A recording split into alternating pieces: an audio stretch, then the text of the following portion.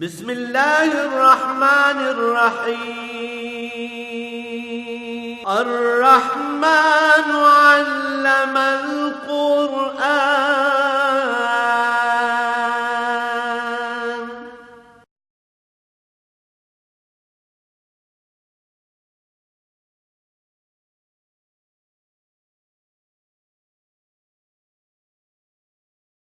الحمد للہ رب العالمین والصلاة والسلام علی حبیبہ محمد وآلہ وصحبہ اجمعین۔ اعوذ باللہ من الشیطان الرجیم، بسم اللہ الرحمن الرحیم۔ ان یمسسکم کرح فقد مس القوم کرح مثلہ وتلک الایام نداولها بین الناس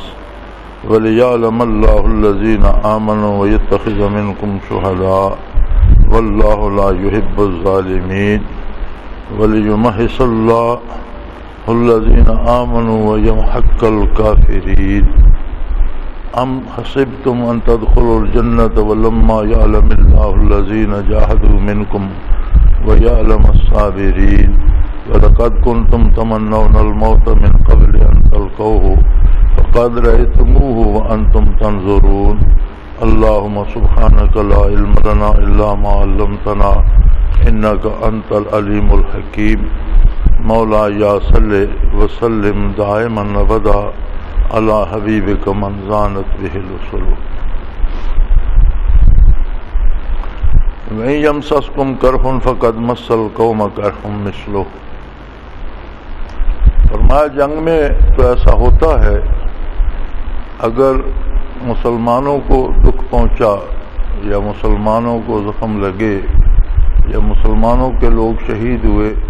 تو یہ عجیب بات نہیں ہے کہ اس سے پہلی جنگ میں یعنی بدر میں مشرکین اور کفار کے بھی بہت سے لوگ اسی طرح مارے گئے اور زخمی ہوئے۔ تو ان یمسسکم کرح فقد مس القوم کرح مثلہ، اگر مسلمانوں کو تکلیف پہنچی ہے تو اس سے پہلے مشرکین کو بدر میں اسی طرح کی تکلیف پہنچی تھی، اور بہت بڑا فاصلہ ہے مسلمانوں اور مشرکین کی تکلیف میں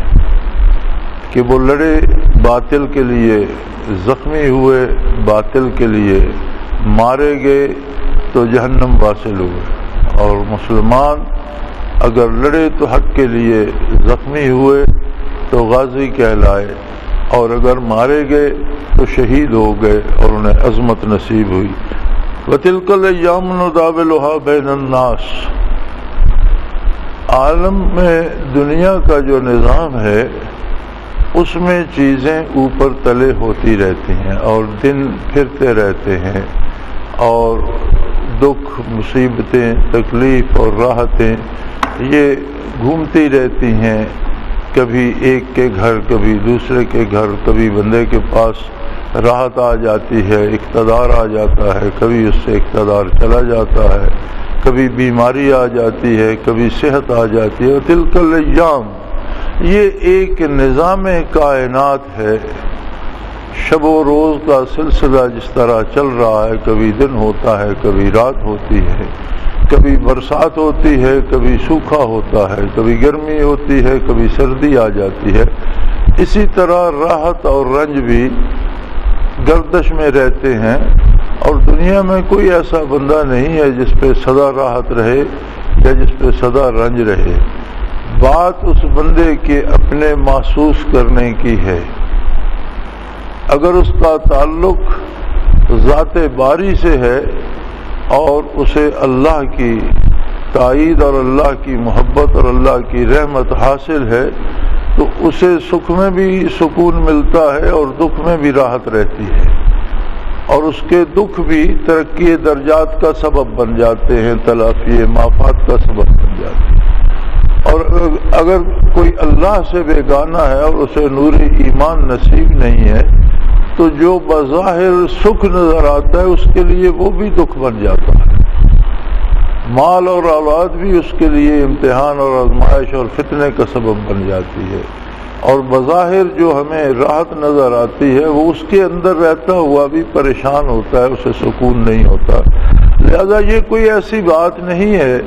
کہ احد میں مسلمان زیادہ شہید ہوئے یا زخمی ہوئے تو کوئی بڑی بات نہیں، اللہ کی راہ میں جہاد کے لیے نکلے تھے، اور جو زخمی ہوئے اور بچ گئے وہ غازی کہلائے، جو مارے گئے وہ شہید ہو گئے، اور اللہ نے انہیں بہت بڑی عظمت عطا کی۔ لیکن یہ بھی تو سوچو کہ جو تمہارے مقابلے میں کفار مارے گئے، احد میں مارے گئے، بدر میں مارے گئے، وہ کتنے خسارے میں رہے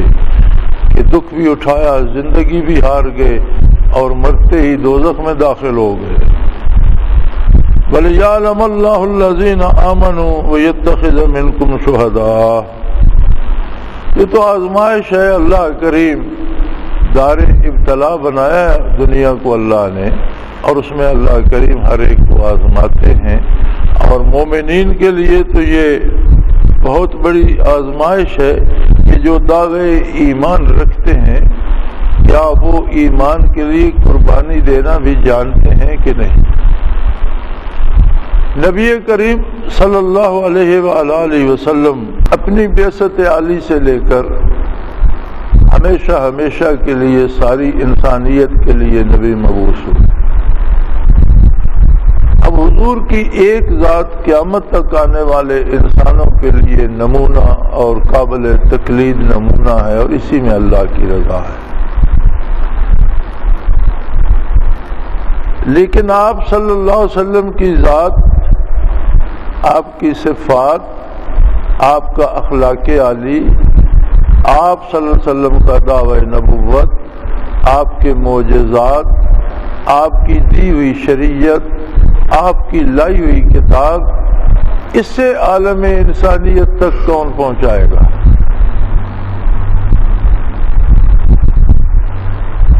سارے دنیا میں یقیناً ایسے افراد کی ضرورت ہوگی، ان لوگوں کی ضرورت ہوگی کہ جو حضور اکرم صلی اللہ علیہ وسلم کا ساتھ دیں اور آپ کے ساتھ ہر سرد و گرم زمانہ سے گزریں، اور شریعت پر عمل کر کے ثابت کریں کہ صرف نبی ہی نہیں، ہر مسلمان شریعت پر عمل کر سکتا ہے، اور پھر وہ پوری دیانتداری سے آپ صلی اللہ علیہ وسلم کی ہر بات، آپ کی ہر عادت کریمانہ، آپ کی زندگی، آپ کا سونا جاگنا، اٹھنا بیٹھنا، ملاقات کے انداز، خطاب فرمانے کے انداز، خوشی اور ناراضگی کے انداز، ایک ایک ادا کو آگے دنیا کو پہنچائیں۔ اور صحابہ کرام نے اس کا حق ادا کر دیا کہ آج 14 صدیاں بعد بھی مسلمانوں کے پاس حضور اکرم صلی اللہ علیہ وآلہ وسلم کا ارشاد فرمایا ہوا ایک ایک لفظ محفوظ ہے۔ آپ کی ساری حیات طیبہ بچپن سے لے کر وصال تک اس کا ایک ایک لمحہ مسلمانوں کے پاس محفوظ ہے۔ حضور استراحت کس انداز سے فرماتے تھے، اندرون خانہ کیا کام کرتے تھے، بات کس انداز سے فرماتے تھے، ازواج مطہرات کے ساتھ سلوک کیسا تھا، گھر آنے والوں کے ساتھ کیا اخلاق کریمانہ تھا، گھر سے باہر ہوتے تھے تو کیا فرماتے تھے، جنگ میں آپ کا رویہ کیا ہوتا تھا، صلح میں آپ کے انداز کیا ہوتے تھے، حکومت و سلطنت آپ نے کس انداز سے اس کی بنیاد رکھی اور کس انداز سے کرنے کا طریقہ سکھایا، مزدوری کیسے کی جاتی ہے، تجارت کیسے ہونی چاہیے، کاروبار کیسے ہونا چاہیے۔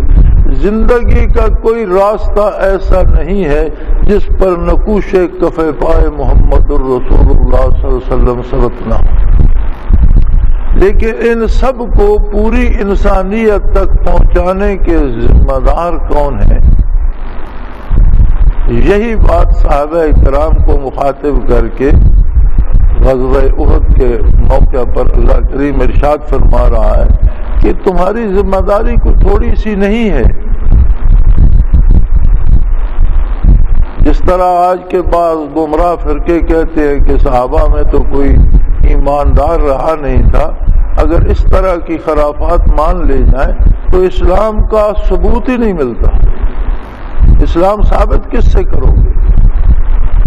قرآن کو قرآن کون مانے گا؟ حضور صلی اللہ علیہ وآلہ وسلم کی نبوت کون مانے گا؟ آپ کی نبوت کا اعلان کس نے سنا؟ کون گواہ ہے؟ کیا میں اور آپ نے حضور کے لب اقدس سے سنا؟ دنیا کے کسی تیسرے فرد نے سنا؟ وہی لوگ ہیں والسابقون الاولون من المہاجرین والانصار، ایک ہی طبقہ ہے، اور اس ایک طبقے کو اللہ کریم نے وہ عظمت دی ہے کہ ان کے بعد سے لے کر قیامت تک آنے والی انسانیت کو ایک طبقہ قرار دیا ہے اور مہاجرین و انصار کو ایک طبقہ قرار دیا ہے۔ ایسے مثالی لوگ تھے۔ فرمایا والسابقون الاولون من المہاجرین والانصار، یہ جو لوگ ہیں جنہیں اللہ نے سبقت دی اور سب پر فضیلت دی اور کائنات سے بازی لے گئے حضور کی اطاعت اور جانثاری میں، مہاجرین و انصار یہ ایسے لوگ ہیں کہ اب ان کے بعد قیامت تک آنے والی ساری انسانیت میں والذین اتبعوہم باحسان، جو کوئی خلوص دل سے ان کی پیروی کرے گا رضی اللہ عنہ ورضوا عنہ، یعنی یہ ایسے امین تھے، ایسے دیانتدار تھے، ایسے باعمل تھے، ایسے مخلص تھے کہ ان کی بات مانو گے تو وہ ان کی ذاتی بات نہیں ہوگی، وہ میرے رسول صلی اللہ علیہ وسلم کی بات۔ اب صحابہ کا اتباع تو ضروری نہیں تھا، متبع تو اللہ کا نبی ہوتا ہے کہ اس کی اطاعت کی جائے، تو یہ صحابہ کی اطاعت کا حکم قرآن نے کیسے دے دیا؟ والذین اتبعوہم، جس نے ان کا اتباع کر لیا اور ساتھ قید لگا دی باحسان، خلوص دل سے،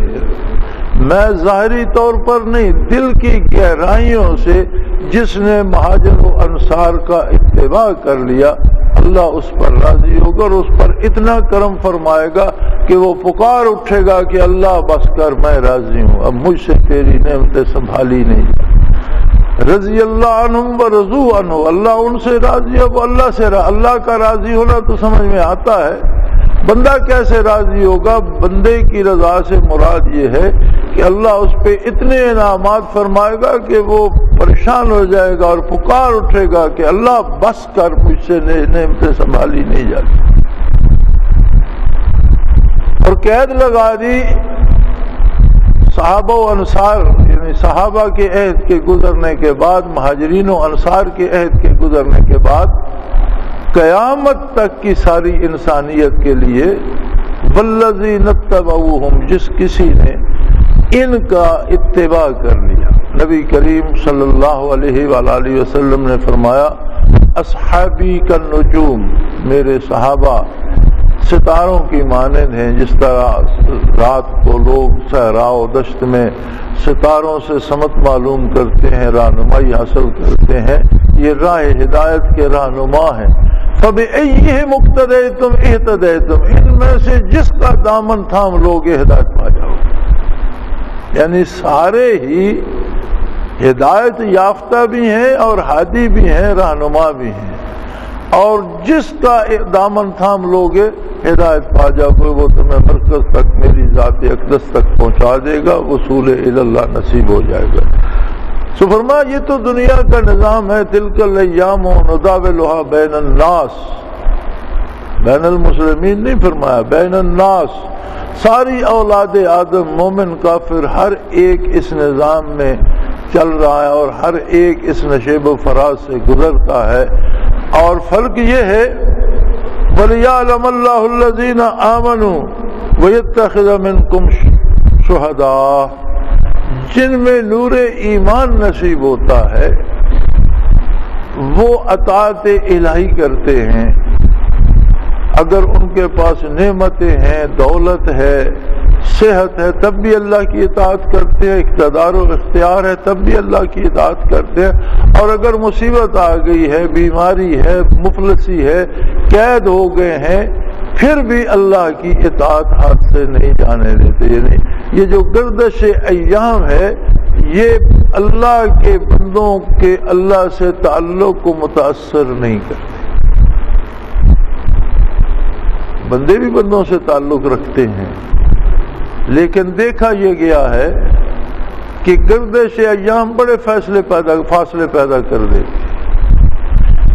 وقت آتا ہے کہ ایک باپ جس نے بچوں کو بڑی محنت سے پالا اور اپنے پیٹ کاٹ کاٹ کر انہیں روزی کھلائی اور انہیں پڑھایا اور انہیں اعلیٰ عہدوں تک پہنچایا، جب وہ ضعیف العمر ہو جاتا ہے تو وہ اسے چھوڑ جاتا ہے۔ باپ اور بیٹے سے بڑا رشتہ کیا ہوگا، ماں اور بیٹے سے بڑا رشتہ کیا ہوگا، لیکن ہم نے دیکھا کہ باپ پریشان رول رہے ہوتے ہیں اور بیٹے بڑے بڑے عہدوں پہ فائز ہوتے ہیں اور انہیں نہیں پوچھتے۔ تو یہ گردش ایام ہے نا جس نے درمیان میں فاصلے پیدا کر، دوستوں کو چھوڑ جاتے ہیں، رشتہ داروں کو چھوڑ جاتے ہیں، لیکن جو تعلق اللہ و اللہ کے رسول سے نصیب ہوتا ہے، اگر واقعی وہ تعلق ہو تو وہ گردش ایام سے متاثر نہیں ہوتا۔ تنگی آئے یا فراخی، زندگی ملے یا موت، شہید ہو جائیں۔ ایک صحابی زخمی ہو گئے اور ان کے زخم بڑے جان لیوا تھے۔ احد میں ایک صحابی کو تلوار یہاں لگی، ان کی آنکھ اس طرح کٹ کر لٹک گئی، انہیں حضور کی خدمت عالی میں پیش کیا گیا۔ آپ صلی اللہ علیہ وسلم نے دستے مبارک سے آنکھ کو واپس اپنی جگہ رکھ دیا، ٹھیک ٹھاک ہو گئے، پھر جہاد میں شامل ہو گئے۔ دوسرے ایک صحابی اسی طرح شدید زخمی ہوئے تو صحابہ فوراً اٹھا کر حضور کی خدمت عالی میں لے آئے کہ حضور دستے مبارک پھیر دیں گے، بدن پر زخم درست ہو جائیں گے۔ انہوں نے رخ انور کو دیکھا اور اجازت چاہی کہ یا رسول اللہ اجازت ہو تو یہ میری گال کو، میرے رخسار کو آپ کے قدم مبارک پہ رکھ دیں۔ حضور مسکرائے، صحابہ جو اٹھا کر لائے تھے انہوں نے اس حال میں لٹا دیا حضور کے سامنے کہ ان کا رخسار مبارک حضور کے قدم مبارک پر تھا، شہید ہو گئے۔ یہ بات تو تعلق کی ہے نا کہ اگر ان کی آنکھ درست ہو سکتی ہے تو ان کے زخم بھی درست ہو سکتے ہیں۔ وہ حضور نے اپنی مرضی سے کر دی، ان سے پوچھا کیا بات ہے، کیا چاہتے ہو، فرمایا مجھے اجازت دی جائے میرا رخسار آپ کے قدم عالی پر ہو، اور جب رخسار قدم عالی پہ رکھا تو شہید ہو گئے۔ انہوں نے کہا میری منزل تھی، میں اپنی منزل پر پہنچ گیا۔ یعنی گردش ایام نے یا مرور زمانہ نے یا حالات کی تنگی نے یا موت کی تلخی نے اس محبت میں کمی نہیں آنے دی جو اسے اللہ کے رسول صلی اللہ علیہ وسلم سے تھی۔ صاحب روح المعانی یہاں لکھتے ہیں محبت کے بارے۔ محبت کو بڑے لوگوں نے اس کی وضاحت کی ہے، ڈسکرائب کرنے کی کوشش کی ہے اور اپنی رائے دی ہے۔ صاحب روح المعانی لکھتے ہیں کہ محبت ایک جذبہ لطیف ہے، ایک لطیف احساس ہے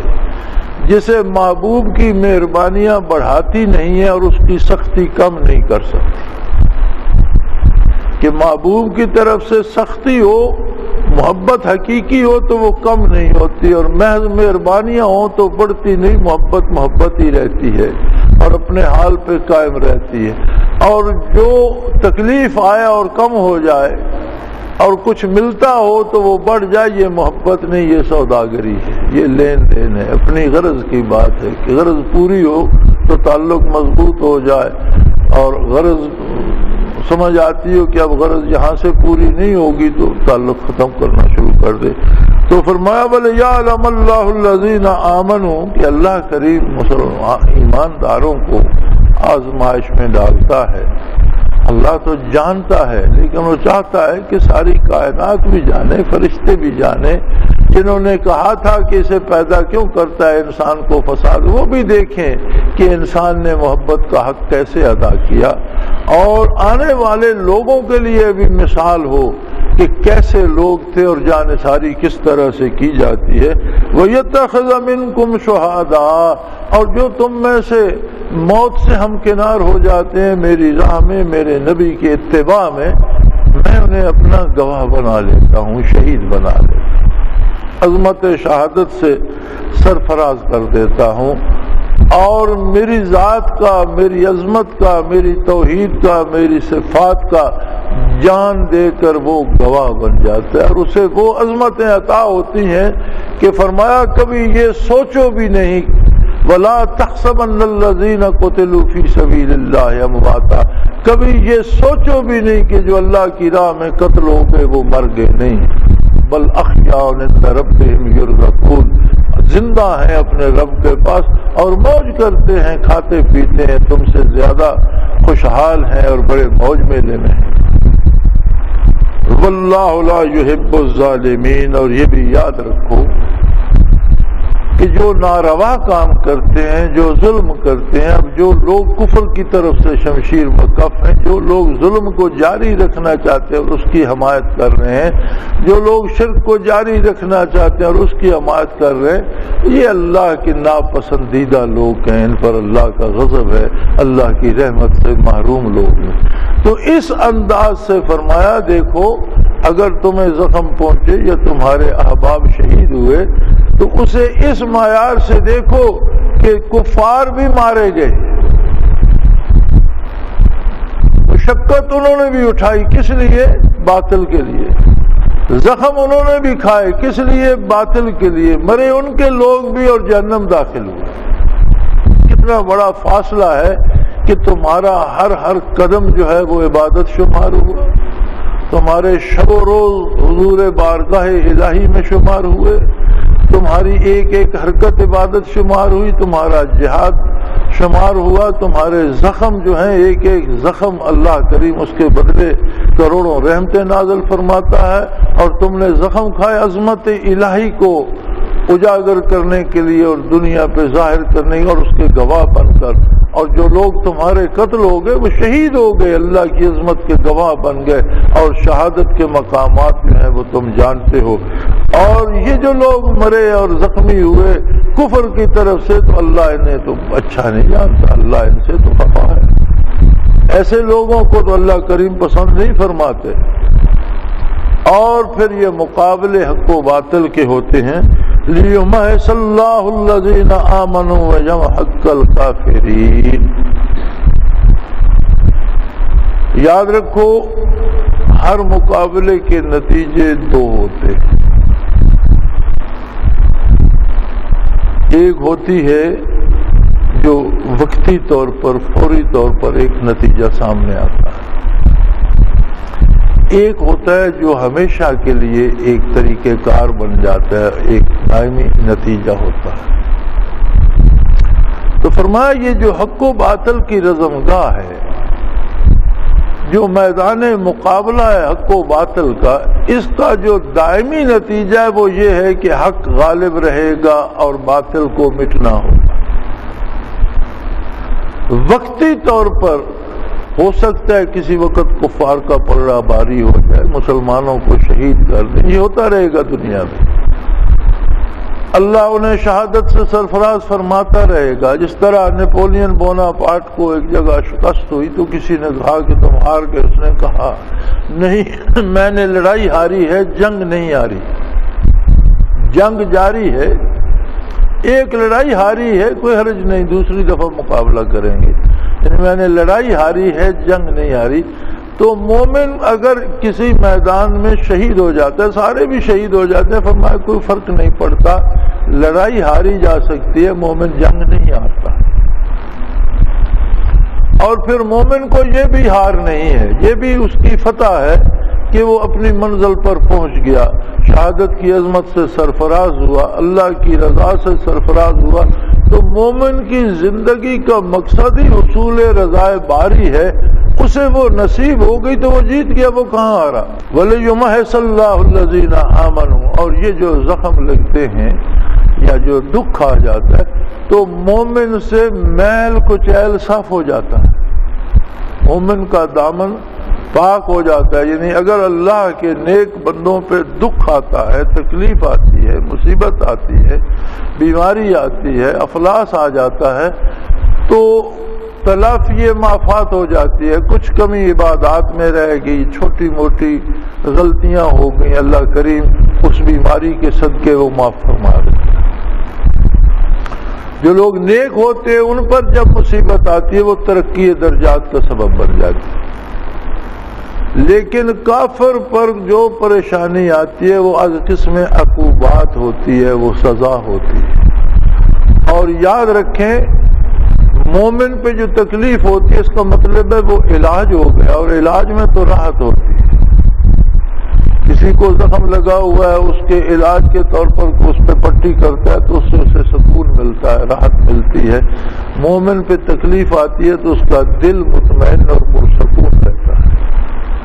کافر پہ آتی ہے تو وہ چلاتا ہے، چونکہ از قسم عقوبات ہوتی ہے، وہ ایسے ہوتی ہے جیسے پہلے زخم ہے، بجائے علاج کے اس میں اور سوئیاں چبھوئی جائیں تو وہ تو چلائے گا زخمی۔ تو فرمایا یہ بہت بڑا فاصلہ ہے،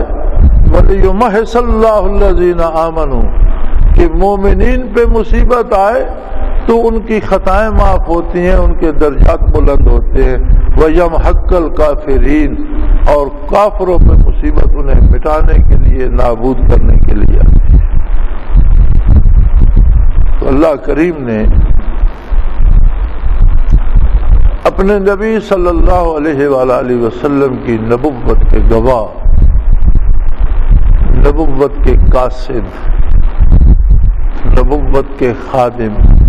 نبوت عالی کے مبلغ اور حضور کے پیغام کو روئے زمین تک عام کرنے والے بڑے خاص لوگ پیدا فرمائے۔ ایک ایک فرد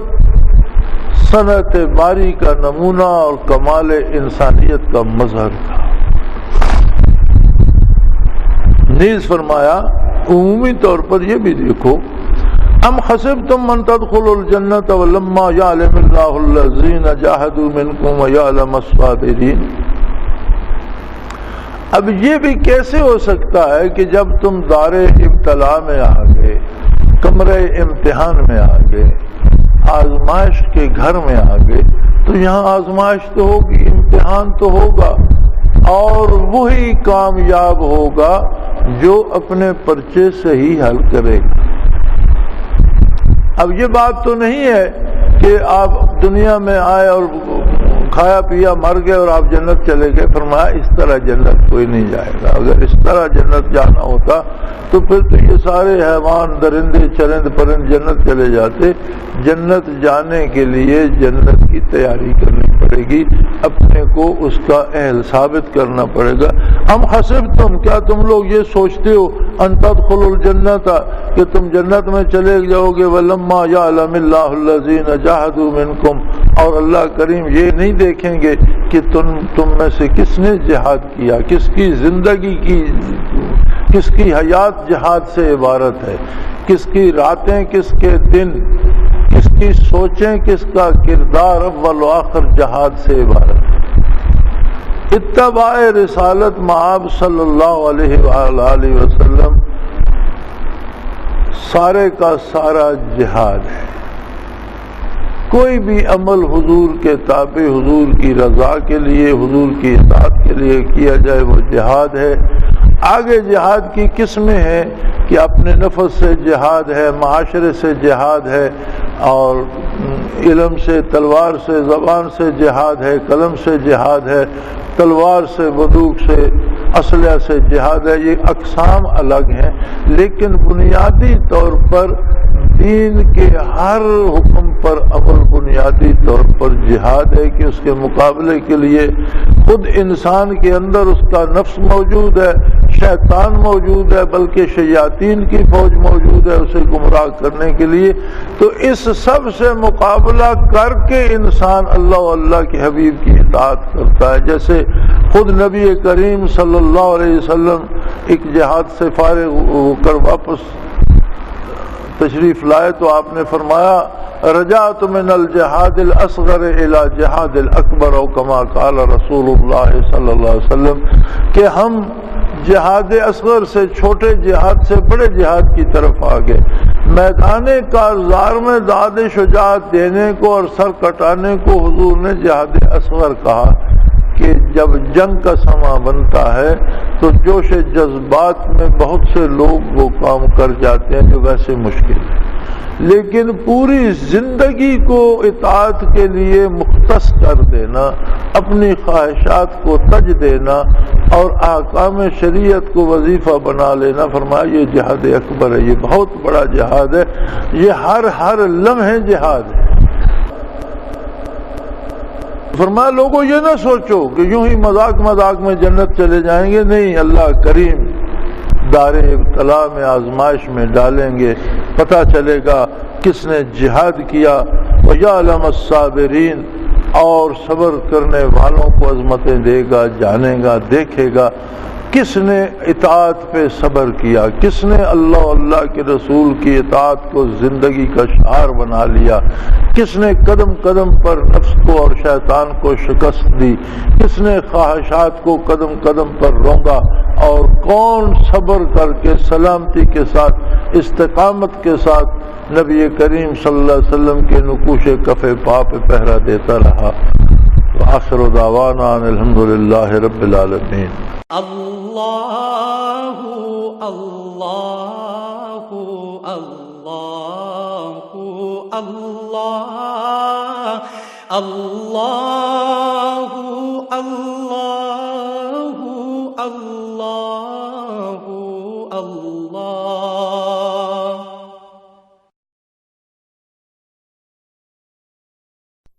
حضرت امیر محمد اکرم آوان مد ذلہ العالی دارالعرفان منارہ ضلع چکوال میں سالہ سال سے قرآن و حدیث کے اوپر خطابات کر رہے ہیں اور سلسلہ نقشبندیہ اویسیہ کے مطابق لوگوں کو ذکر الہی کی تربیت دے رہے ہیں۔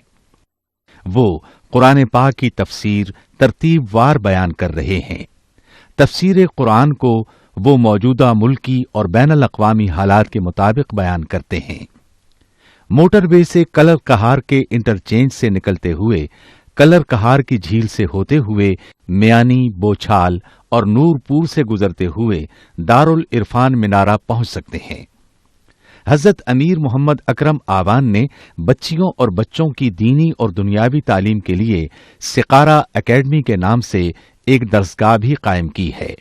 جس کا افتتاح ملک پاکستان کے صدر جنرل محمد ضیاء الحق نے اپنے دست مبارک سے کیا تھا۔ وہ تمام احباب جو اسلام کی طلب رکھتے ہیں ان سے گزارش ہے کہ دارالعرفان منارہ ضلع چکوال میں امیر محمد اکرم آوان صاحب کے خطابات سے مستفید ہوں۔ وہ ہر جمعے کو نماز سے پہلے بیان فرماتے ہیں۔ ہر ماہ کی پہلی اتوار کو ماہانہ اجتماع ہوتا ہے جس میں آپ خصوصی خطاب فرماتے ہیں اور پاکستان کے چاروں صوبوں سے احباب اس اجتماع میں شرکت کرتے ہیں۔ اس کے علاوہ یہاں سال میں 2 مرکزی اجتماعات بھی ہوتے ہیں، ایک رمضان المبارک میں اعتکاف کا اجتماع اور دوسرا جولائی اور اگست میں 40 دن کا اجتماع ہوتا ہے جس میں روحانی تربیت کی جاتی ہے۔ اپنا خون سیماب دے کر اتنا ہم کر جائیں گے، نام آقا کا چمن میں پھر رقم کر جائیں گے۔